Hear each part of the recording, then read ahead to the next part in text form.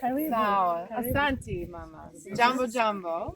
Habari yako? Nzuri. Sawa. Iko sawa. Mimi Chidodo Balala Mwadzine. Oh my goodness, she's speaking in Kiswahili. Kiswahili is so fantastic. Continue. Yeah. So that is my Daruman name. It comes from a village called Umdomo, which is in the Samburu region. It's in Kwale, yeah? Ndio. It was given to me by my Daruman mother, Zame. And she told me that Shidodo means firewood. And when I asked her, okay, why did you give me that name? She said, you're like fire and energy. And so that's why she gave me that Oh, name. that's fantastic, guys. So I understand you've been to Kenya before, right? Many times. Tell us more. Tell us more. So I started coming, I think in like 2006, 2007 with Choice Humanitarian, who's an amazing NGO, one of the best I've ever seen on the ground, and I've seen over 100. They do amazing work, and it's all village-driven projects in remote rural communities like this one. So that's what first brought me to Kenya. I fell in love right away, and my heart is here for sure.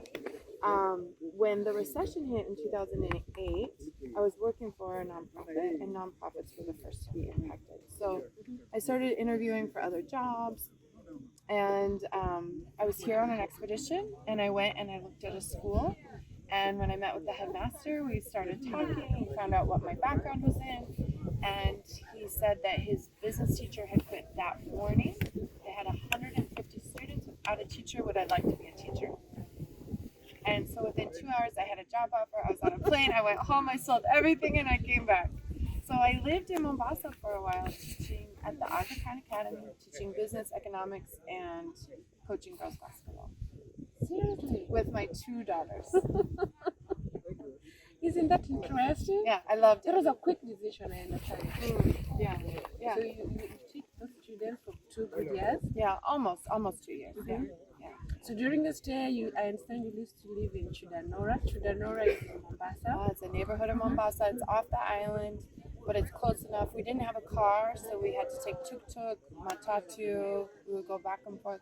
It was amazing. Did you find it very hard, to understand the places, someone to walk you around? No. Meeting new No. people? Mombasa is a community. So it felt, from day one, it just felt like we were so welcomed, and we felt like the community, they watched out for us, they protected us.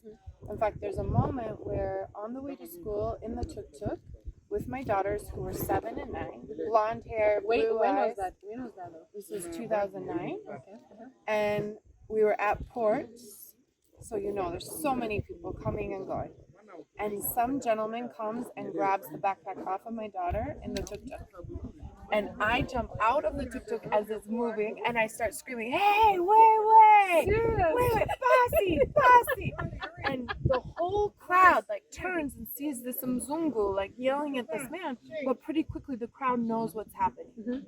The crowd descends on the man, they chop him, they take the backpack, they bring it back to me, and they say, "Pole sana mama, that's not Mombasa. We're so sorry."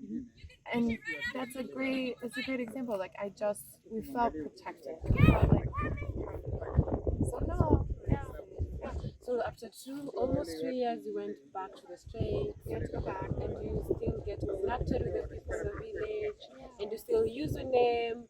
And now when you had this a trip to Kenya, how was it? Yeah, so it's been 10 years because of lots of different things. Part of that's COVID. I got married. I had babies. So it's been 10 years since I've been back here. And then when this opportunity came up, I said, okay, yeah, it's time to go back. Do you think things have changed from 2009 to now, 2023, or? Certainly there's things that are different. I'm surprised by how much the Samburu area has grown. There's entire towns that weren't there before. There's electricity, there's tall buildings, there's so much that's changed. What hasn't changed is how I feel when I'm here and the people that are here. That hasn't changed. It's the same. So sweet. Yeah. So sweet. I know you've been Yeah, it's the first time to be in Mongoloto village Ah, because the last Ndio. time you were here, you went to Mm. Mdomo Mhm. and you've met the villagers and Mm. you've really connected and you've made friends. Isn't that interesting? Yeah, I'm so impressed with this village. This community is so motivated. The way that they've organized, the speed at which that they're doing the work for the secondary school. I can tell you, in all of my trips, over 30 trips, Mhm. I've never been able to work on a secondary school like this. So that's impressive. The women are amazing as always. The kids are so welcoming. Yeah, it's a beautiful, beautiful place. I feel lucky and honored What do you to be want? here. Anything you want to tell the people, your friends in the States? Maybe they might watch the video. Anything that you want to tell them, and any word you want to tell the people. Such a good question. So first thing is Karibu Kenya. That you need to come to East Africa. You need to come to Kenya, especially come to Mombasa. And if you can get into the rural areas, please come. It's absolutely amazing. The second thing is I would challenge those of us in the rest of the world to think about what is wealth and what is poverty, and challenge us to maybe think about, do we have it backwards?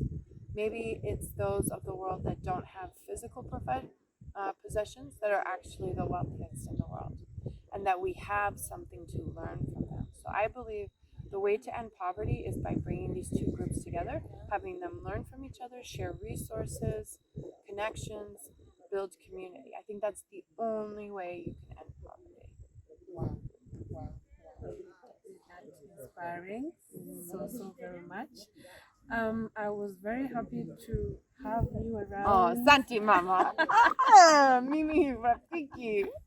Yes, and I want people to stay tuned to this YouTube channel.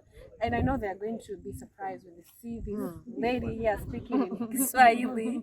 So I urge people to come and visit this village here or even other village that they want to visit.